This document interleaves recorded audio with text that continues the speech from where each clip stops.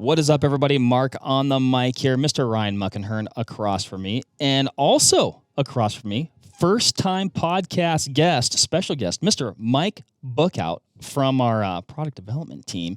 And this is a new product alert. But Mike, before we get to the meat of this podcast, and because you are a first-time guest, we're going to have you talk a little bit about who you are, your background, and what you're doing here at Vortex. Sounds good.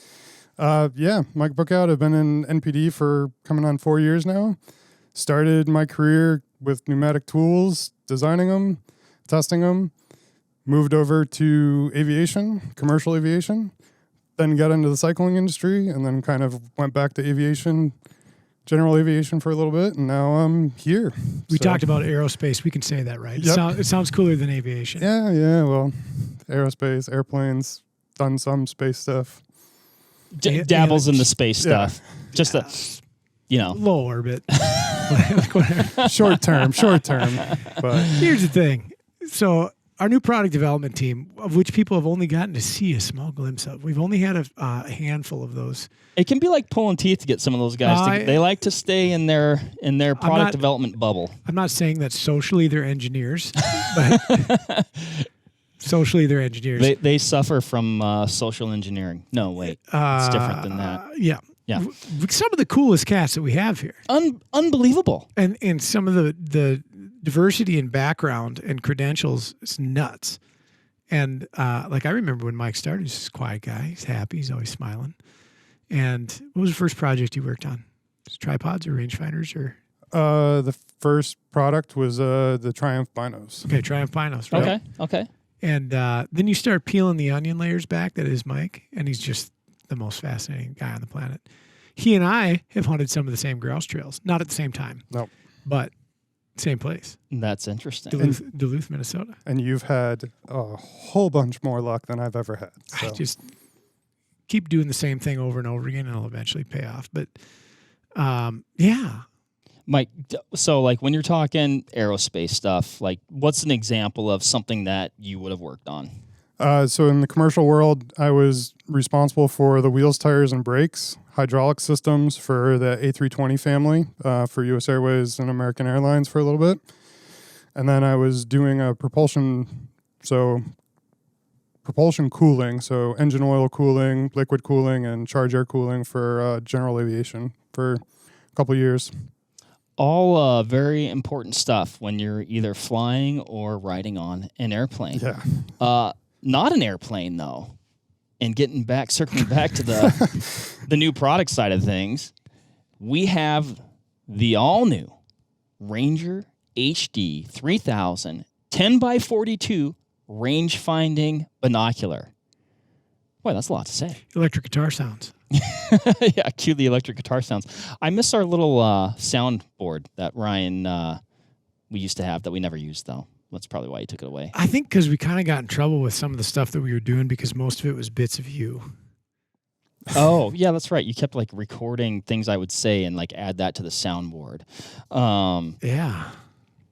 Things I would say off air. Mm-hmm. This is a really cool product. When I look at this, I think back to my first really several years at Vortex and a large volume of the phone calls and the interactions we would have. When are you guys coming out with a rangefinding binocular? When are you guys coming out with a rangefinding binocular? And we've had a rangefinding binocular for many years now. Almost 10. But it's just really cool to see another one. And, wow, this one's pretty impressive. Yes. I want you to read that sell sheet, Mark. All the important bits. Well, let's have Mike talk through it. That's why we have Mike here. Oh. Putting me on the spot. I don't know if I want to do that. Do you want to read the sell sheet? Not really. Okay. Can I ask a question? Yeah. Mike, what was the impetus of this design? So currently we have the Furies. Yes. And we have the Fury ABs. Yeah. But they're priced where they are, and we wanted to come out with something that's a little bit more streamlined, a little bit lower in the price bracket, just to be able to get more people using rangefinding binos. Why have two things when you can have one? Mm-hmm. I mean, they are, rangefind binocular. Well, I'll say this, I love handheld rangefinders. I love standalone binoculars. And rangefinding binoculars definitely have their place as well. And like you said, Mike, combining two pieces of kit into one streamlines your kit. It also gives you the ability to range with your binocular. You don't have to transition between pieces of kit. You're saving time. You're able to range on the fly. Maybe I'm hunting with Ryan or something like that, and I can just be watching that animal as I normally would through my binoculars. Can I be like, Ryan, he's at 350. Okay, he's at 4. Okay, he just turned and stopped. Ryan executes the shot. I've never left anything, and I can be like, hey, hit, miss, you killed him, a little too far back, get another one in him.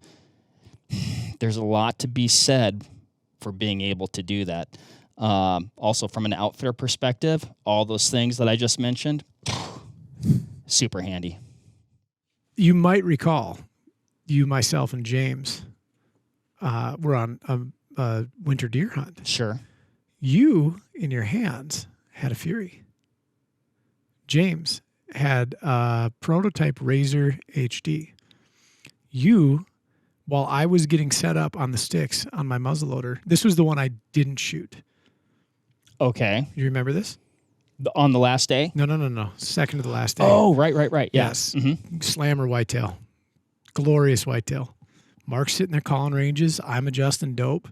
My focus is on my position. My focus is on my my rifle, my optic. I get into that. I took the slack out of that trigger. Mark's calling ranges. Now, we didn't shoot, but if I would have had to have managed all that, I don't know that I would have put the cognition into why I didn't take that shot. We might have got in trouble. Yeah, he was on the other side of a boundary. I thought I called that out. I was like, I feel like I was like, hold on. There was a Savage Accu trigger, because it was a smokeless muzzleloader that Luke Horak put together for me. He hung one of his barrels on there. And I got the slack out of the Accu trigger, and I thought, why is he there? All that activity going on that day, tons of people. Like, why is he so comfortable? Why are all these other deer just okay? Yeah. And then I said, Mark, where is he? And he was like 60 yards over the river. And the river was a boundary. Yeah. And then it was like, well, that's a good looking whitetail. Let's keep going. And all the products worked. They did. Including our Onyx maps that showed us that boundary. But regardless, golly, I do like me a rangefinding binocular. And finally, we've got something that appeals to a different price point, and I think a larger subset of users that are comfortable spending this. I think give or take at retail, right? Folks are going to see these about the $7.99 mark, which is for a rangefinding binocular with what I would say a very solid optical system, a clean reticle, easy to use functionality, darn good looking, Mike. Yeah. The industrial design on these is sharp. Our ID guys really knocks it out of the park. One of the best features that I think is just there's no bumps on the back. It's just smooth. Sure. Like, it looks like a real bino. Can't tell that it's rangefinding except for the buttons. Yep. I like how they're recessed. I like everything about this. You know what I like? It's a CR123. Longer life. That's right. Better in the cold, too. Mm-hmm. Just not only longer. And that's an important thing to talk about, because that's a call that we get every winter. We get a polar vortex that runs through Wisconsin, Michigan, Minnesota, Iowa, Missouri, Illinois. My rangefinder doesn't work in the cold. How cold? -6. Yep. The power cell. It's not the physical hardware itself. It's the power cell and the chemical reaction within it ceasing or slowing enough to the point that it can't generate the juice. The CR123A, which was you didn't even have to ask. You just did that. Yeah, didn't start there. We definitely started with a CR2, but after we saw how much space we had that we could fit the battery in, we definitely pushed that from that point on. Which I think is big. And I think it's a little bit easier to turn up 123s than it is 2s in most places. A lot of weapon lights, handheld flashlights, headlamps, all run 123s, and they are a better power cell. There's there's like a better quality of power cell available on the market in the 123 compared to the 2. So probably something you got rolling around in the dash. There you go. Man, you nail it with that, though. I mean, that's a little thing. That's a big thing. Red OLED display. You got a right side reticle focus, left side diopter, center focus, as you would generally find. Your fire buttons on the right side, menu on the left. Yep, can switch between different brightnesses if you need to. Got the HCD versus LOS line of sight. So it's got everything our other kind of rangefinders have, just packaged together. Yep. So that HCD, folks, a lot of folks are familiar with, our nomenclature, but that's going to give you the horizontal component distance, essentially an angle compensated distance, line of sight, straight line distance to the target. What about some of the different modes, Mike? So we do have first, last, and then just your normal. So first we'll give you, it kind of sends out a couple pulses and will return the closest. And then the last one will go through a couple things. So if the deer's behind some brush, more than likely we'll give you the best kind of case to get that. Mm-hmm. Mm-hmm. You'll see a little bit of a delay between like the normal and that, but that's just because you're sending out multiple pulses and getting multiple results back, but it's still fairly quick. Gotcha. I mean that depending on the terrain that you're in, brush and things like that. That's definitely a handy feature. Ryan, you got anything else on this thing? No, I'm just pretty jazzed about it. Honestly, optically, I'm kind of a snob, and when you start talking, as I like to say, we've grown accustomed to a certain standard of living. Yeah, and when you start having a discussion around an affordable optic, like there's like an intentional pause that I press and be like, what are we going to give up? And like one of the most polarizing examples of this, or I should say like glaring examples of this, is like the Crossfire spotting scope line. And then when we came out with the 50 millimeter Crossfire, the Triumph binos, the 1042s, like nervous, admittedly, home runs. That little Crossfire, home run. I know. Triumph, home run. These, home run. I had to eat crow on the Triumphs a little bit. Yeah. I was like, I don't think this is a good idea. Yeah, correct, 100%. Because at the end of the day, like what we're interested in is we're asking the customer to give us their money, and we want to do that in good conscience. Like we want you to have the product, like a really good experience. Yes, and so the first thing you're going to see when you look through a binocular is the optical quality, and so we're nuts about that.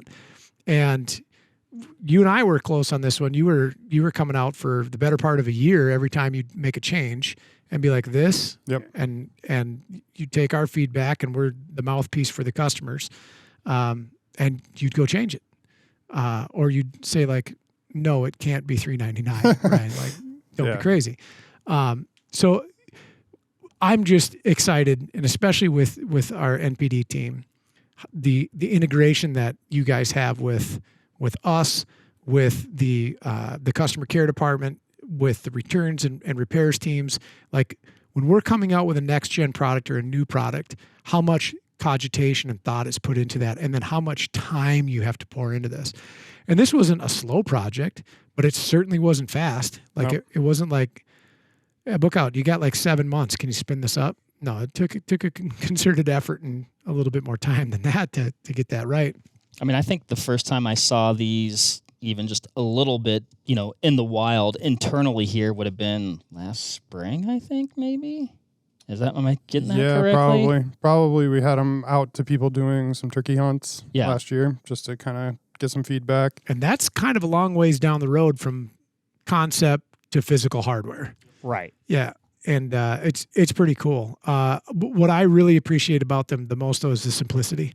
So one of the things that initially, like when we were prototyping Fury, so this would have been 2015, Dave asked me, are you going to run them? I'm like, I don't know. I've never run anything like that.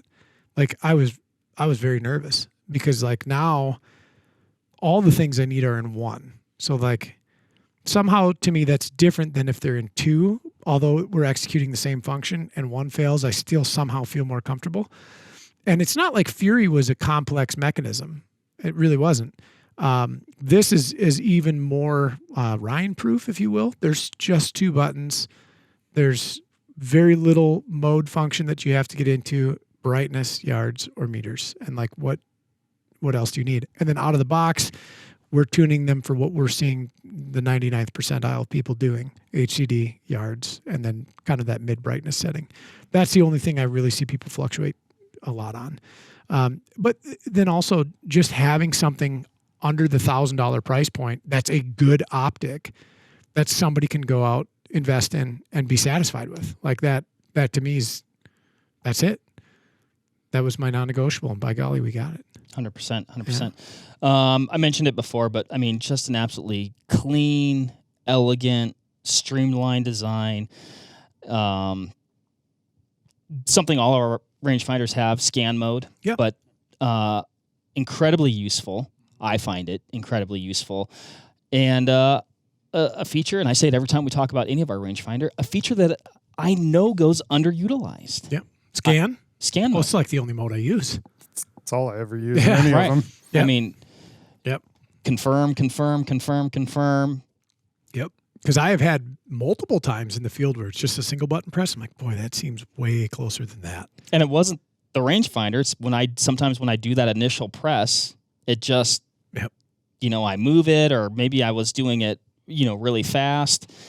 I mean, I would equate it somewhat to like, you wouldn't just like throw your rifle up and necessarily take a shot. Just pull the trigger, and right? Bam! You're going to be like, no, I'm going to get the crosshairs on it. Yep, still, squeeze. I mean, you're kind of doing the same thing.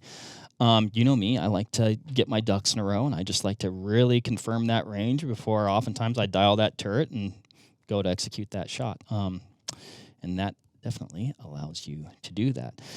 I also find it's like in some ways like a quick and dirty roundabout way to do like a first or a last mode too, because if you might have something that's potentially in front of what you're trying to range. You can scan. You're like, okay, yep, now I'm off that, and then I know I'm on the subject that I actually want the range. Make from, scan great again. True story. Oh, comes with a glass pack harness. Yeah. This is hunt ready. It is hunt ready. It's hunt ready. There's no futzing around. Second time I've used futzing, and you got to be careful. That comes off the tongue pretty quick.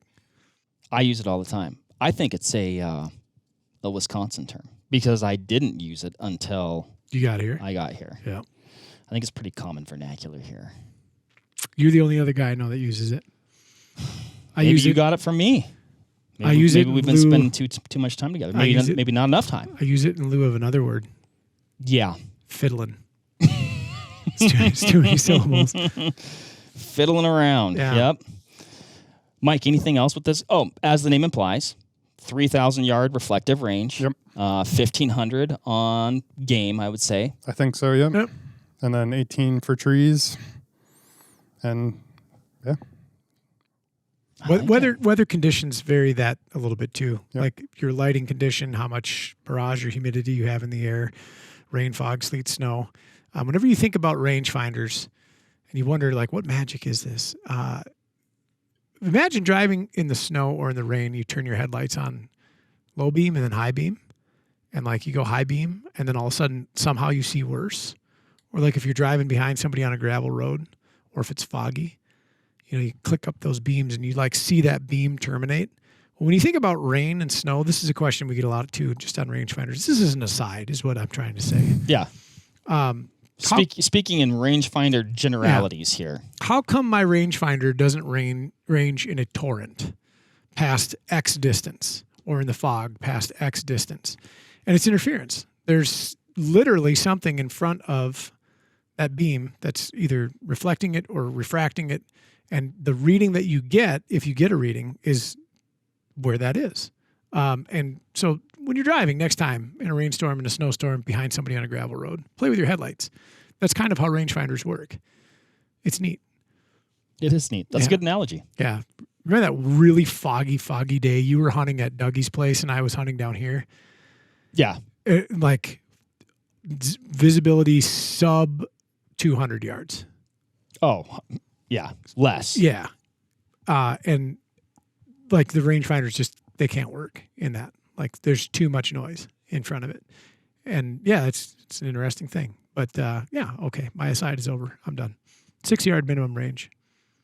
Yeah. 6 yard minimum range. I've never really maximized the min range. Nope. I don't know who does. Well, we were doing it yesterday. I was giving a demo for the Ranger to the care team. And Larry picked it up and ranged the wall. He was like, oh, that was 6.2 yards. That's pretty cool. Yeah. Lightning fast, too. It does have a fast readout. Yeah. Cool, Mike. Anything else on this bad boy? No, I think everything's good. I just want to point out batteries hidden back there. Oh, yeah. That's my favorite feature. Yeah. So it's not, it's like, doesn't come pre-charged. No. Okay. Just nothing back there. Yeah. So looks like I a do bino. like that. Yeah. Just recessed right in there. Cool, man. Yeah. All right. Well, there you have it, everybody. Mike was, when he got here, he's like, I'm going to try and make this your shortest 10-minute talk ever. I'm like, Mike, are you trying to actually make a 10-minute talk 10 minutes? Because we will not stand for that. And luckily, Ryan, we held strong. Mike's not going to come in here and boss us around. No. With his nerd engineering skills. You're not going to use your aerospace. Your interpretation of time and tell us what 10 minutes is. No, sir. Get out of here with all your science, Mike. There. That's all. The Ranger HD 3000. In a nutshell, if you have any questions, give us a shout. You might even talk to Ryan. Yeah. And until next time, I guess get yourself one of these. Happy hunting and shooting. We'll catch you on the next one. Bye. See ya.